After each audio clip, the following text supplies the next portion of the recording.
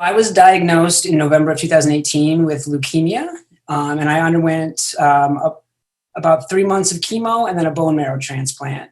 And so, all during that process, I was immunocompromised, and I had to wear a mask. Actually, not only in public, but even around my own kids when they were sick in our house, I had to wear a mask, and I had to stay isolated from people as much as possible. I wrote this op-ed in the Detroit News back in the early parts of the pandemic because I really wanted to sort of acknowledge the fact that social distancing is hard, and that we were, at that time, everybody was locked down, and we were all struggling, I think, with, maintaining that isolation. And I know that that's very hard. I've been doing it for a long time, so I recognize how difficult it can be.